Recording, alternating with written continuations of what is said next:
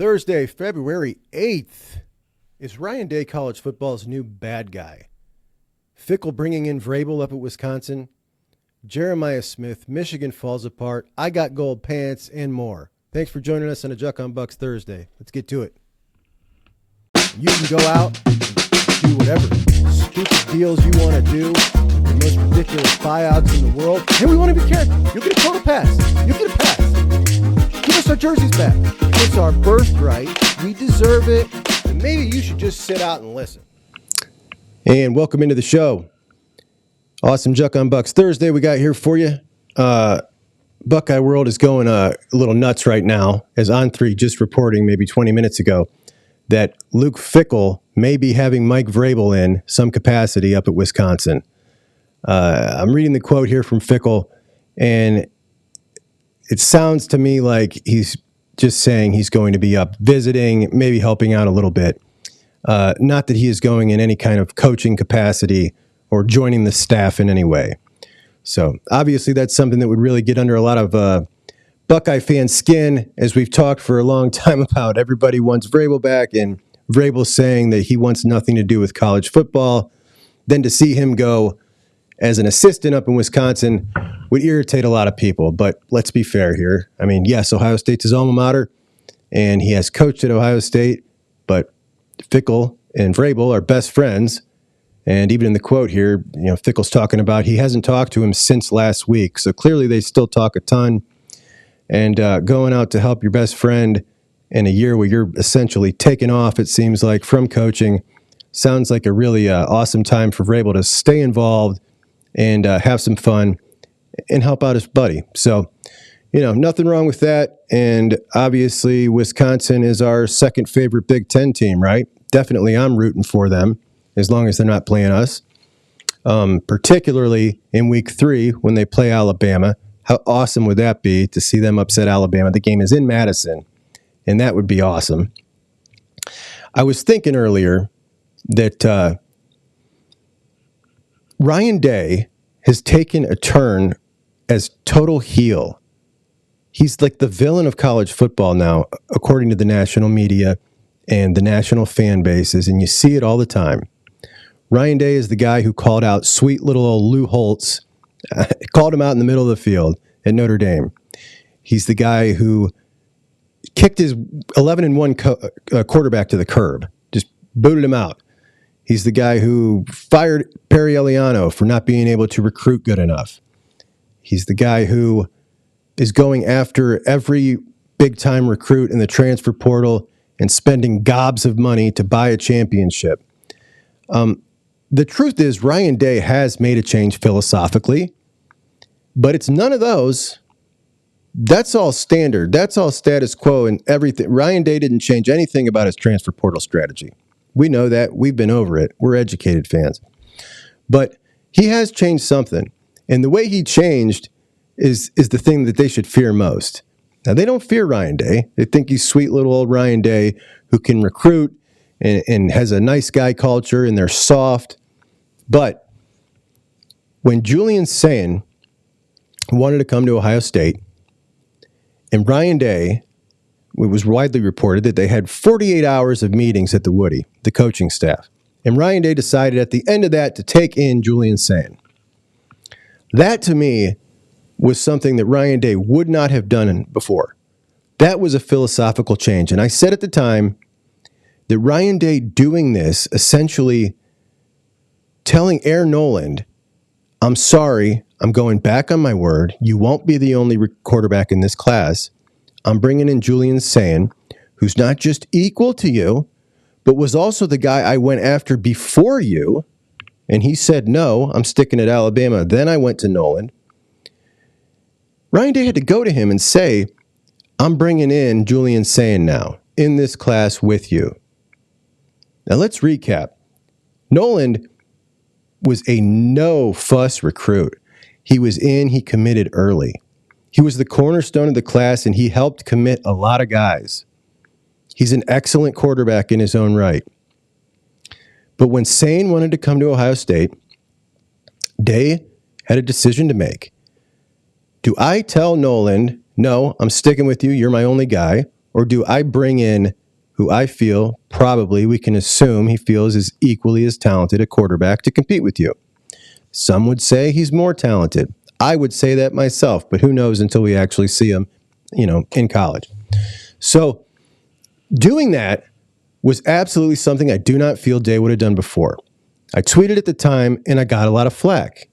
People saying, how do you know? How do you know that Ryan Day told Aaron Nolan he'd be the only quarterback in the class? Well, I know because of a couple things. One, recruiting high-level quarterbacks, it's a given. It's as understood as we have a bed for you when you come to campus, that you're going to be the only quarterback in the class. In 20 years, I look back, 20 years of recruiting, Ohio State's had one cycle with more than one quarterback in the class, and the only reason is because Quinn Ewers reclassified. That wasn't Ohio State's plan. So I took a lot of flack for it, and today I was vindicated as an interview came out with Jeremy Birmingham and Ryan Day, where Birmingham brings up, what was the most different thing about this recruiting class? And he brings up saying, and he discusses how hard it was for him to make that decision. He says, I sat down, sitting down, and I'm very transparent in the recruiting process. And, we're not going to take two quarterbacks. He literally says, he told Nolan that we were not going to take two quarterbacks. And he said he went back and forth on the decision. But in the end, he decided he's got to do what's best for the team. So I'm asking you, that's a cutthroat move. And one thing I've always complimented Ryan Day on is the way his team, the players on his team speak. When you see him in the press conferences and you see him in interviews, they are all so mature. It's unbelievable. And they really feel like a group of guys that really likes to play with each other. And I think that all the seniors coming back really speaks to that, speaks to his culture. They can call it soft. They can call it whatever they want. But it's first class. I mean, it's a first class organization. This move, bringing in saying like that, kind of goes against how he's built that. But it says to me that he's gone full on killer mode. I'm going to bring in maximum talent every time I get the chance. And if I was the rest of college football, it's not the gobs of money they think that he's spending. It's that change right there that I would be scared of. Of course, we know they're not scared of him.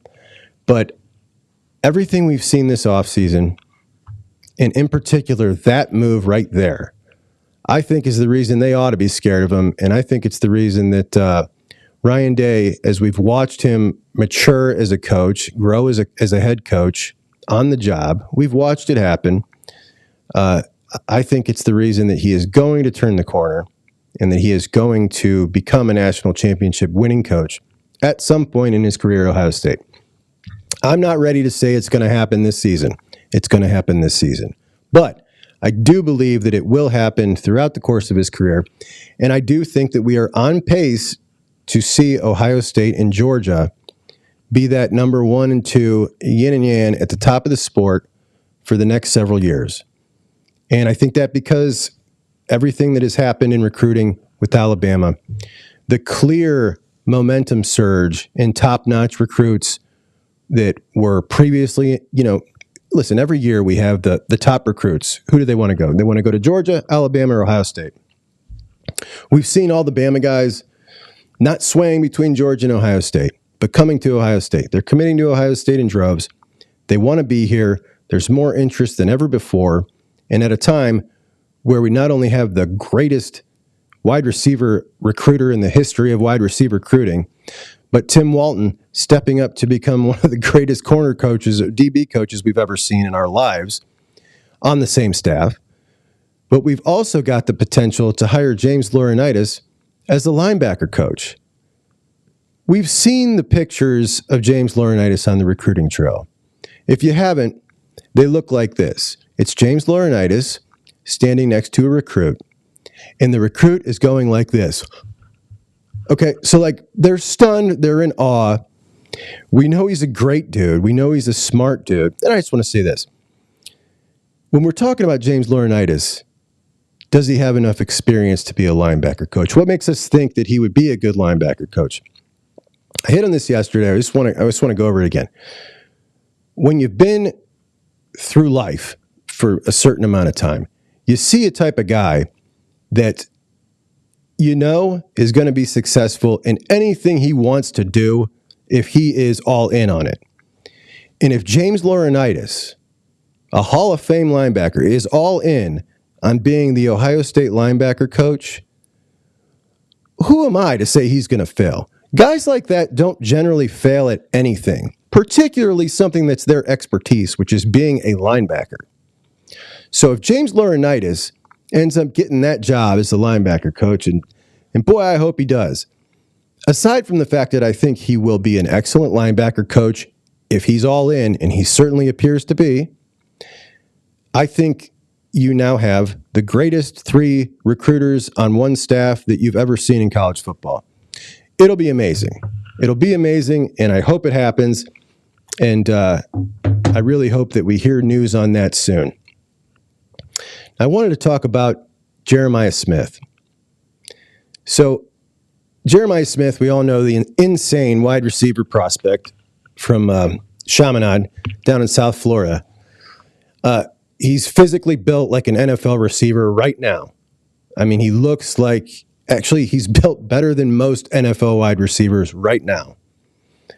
How far along does he need to go before the season starts to get serious playing time? I hear a lot of people saying they think he might start right off the rip. And I got to be honest, I would love to see that. I would absolutely love to see that, because when you see that, you get a guy that highly rated coming in, getting early playing time. It's something Ohio State hasn't been great about, playing their superstar studs very early. And I started to get the feeling that maybe it was going to negatively affect recruiting at some point. It hasn't. But when you get a guy of that quality and you can get him in and get him playing early and he's successful, I definitely think that you could get him in on a lot of packages and make it relatively easy for him to succeed early. And we know he has the tools. And honestly, the excitement around him is just going to be off the hooks. I mean, clamoring to see, we think C.J. Hicks, like that, the talk about C.J. Hicks not playing enough was big.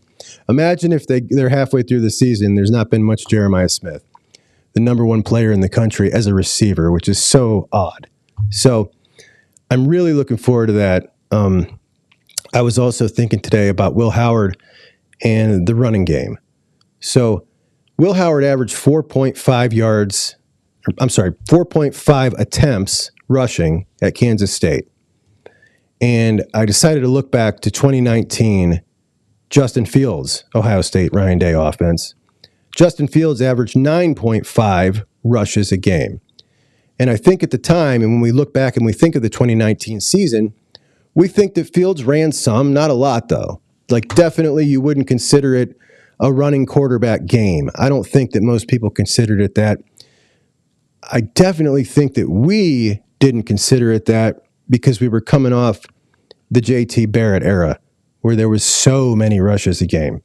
So Fields felt like a whole lot less to us, right? But as we think, all right, Will Howard had 4.5 carries a game last year. Justin Fields in 2019 had 9.5, a little more than that. That was a heck of a lot. That's a lot more. It's a lot more running, more than twice. And then we know that at the press conference for the transfers, Will Howard kind of indicated that he would like to rush a little less than he did at Kansas State. Well, I said then, and I'll say now, I think 4.5 rushes a game is about the sweet spot. But we know he wants less. We also know yesterday from Coach Ryan Day's press conference that he definitely wants the threat of that quarterback run to be on and popping, and he said we particularly could have used it during the Michigan game. So we know he wants that.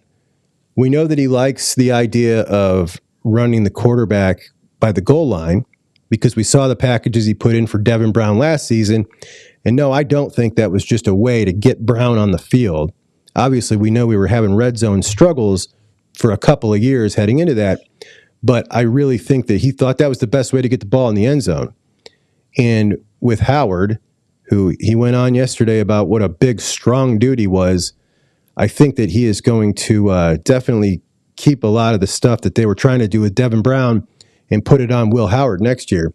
But how much is he going to run? If he wants to run less than 4.5 times a game, Fields rushed almost 10 times a game. I'm so interested to see, because we know that Ryan Day has an aversion to rushing his quarterback when he doesn't have a great backup. Well, depending on who transfers, Kineholz may be the number 2 man heading into next year. And while I think he's got some skill, he's got a long way to go. That's for sure. By the way, I don't know if you heard him talk in the press conference after the Cotton Bowl. It was Ryan Day, Jack Sawyer, and Kineholz. And Kineholz sounded like the most innocent young kid. And I just I couldn't believe it. I don't mean to be rude, but he sounded like a kid you would think was from South Dakota. Like just deer in the headlights, sweet as could be, really nice kid. It didn't sound like the Devin Browns or the Kyle McCords, we'll put it that way. But I feel like he's got a long way to go. And if he's the backup, does that drastically change how much we see Will Howard run? Or does Devin Brown stick around? Because if he does, now you got a pretty solid backup. This is, of course, assuming Will Howard is going to win that job, which I think we can all say we assume heavily that Will Howard is going to win that job. So just something I had a thought about. I'd love to hear what your thoughts are on it. I mean, in addition, if you have an average offensive line, I mean, what's better for it than some quarterback run game? And I'd love to see some design packages. I got a question. So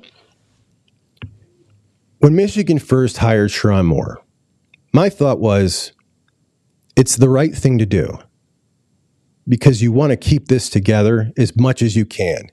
They've caught lightning in a bottle. They've won a national championship, 3 successful years. They caught lightning in a bottle. Keep that going as much as you can. Keep all the recruits together as much as you can. Keep the guys from transferring out. And we know that they like Sherrone Moore. We've heard plenty about it. So that was my thought. And Michigan hired him when they could have had a lot of candidates for that job. I mean, it's Michigan. We hate it, but it is a big job. Well, they've since lost defensive coordinator Jesse Minter, defensive line coach Mike Elston, strength and conditioning coach Ben Herbert. My question to you is, if they knew ahead of time or not that they were losing these guys, because if they did, then I think hiring Sherrone Moore as the head coach is a terrible idea. Because it took Jim Harbaugh, Sherrone Moore, Jesse Minter, Mike Elston, and Ben Herbert to take those mid 4 stars to high 3 stars and develop them into what they developed them in. You know, they pride themselves on development. They talk about it all the time. Ohio State gets their week 5 stars, and we bring in gritty kids who want to be there, and we develop them. Well, if you've taken away 4/5 of your key core that developed, then you don't have. Here's what you have: you have a first-time head coach making a first-time staff hires at a blue blood program, and that is something that you didn't want.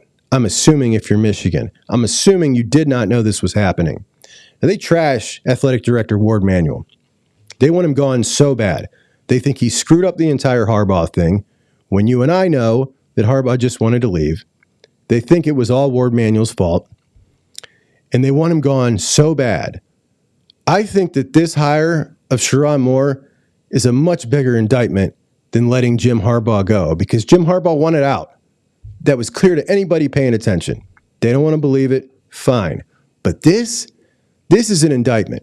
You hire Sherrone Moore, he lost the key guys that made up that staff, and now you got a brand new head coach hiring a new staff for the first time in his life at a blue blood program. The defending national champions who have had one recruit commit since they won the national championship. One recruit, a 3-star. The class of 25 for Michigan has 3 recruits in it, all 3 stars. I don't know who they think are going to develop the 3 stars this time around. I really don't. And the worst thing is for them, they're just cooked, guys. They're absolutely cooked. Their NIL has gone, it's even worse than it was.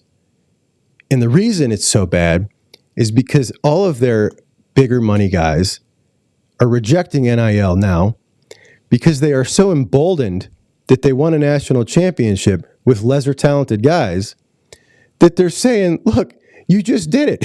You don't need any more money. You did it already with those guys. That's all the guys we need. Just develop them like you just do it like you did. And that was such an offshoot. I mean, such a lightning in a bottle situation that they had with that class, the class of kids they came up, that group of coaches. It was a pretty special group of coaches, let's be honest. They caught lightning in a bottle, and now the money is not coming in. They don't want to come off the money. They've been falsely emboldened to think they can consistently compete at a national level, doing it their way. And their way didn't work the first 6 years of Harbaugh. It hasn't worked the last 2 decades. It worked for 3 years out of that entire period, and they think that's the standard. It's not the standard. It's not the norm. And they're heading right back down to the middle of the Big Ten. And I couldn't be happier about it, nor could you, I'm sure. So that's my show today. I appreciate you joining me.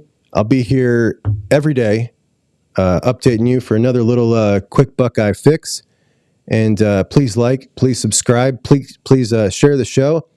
And I'd love to talk to you tomorrow. I'll be back. We'll see you then. Juck on Bucks. Talk to you then.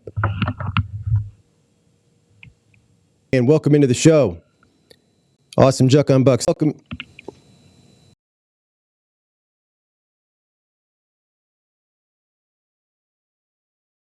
Thursday we got here for you. Buckeye World is going a little nuts right now. It's Thursday, February 8th, in a Juck on Bucks episode when we talk about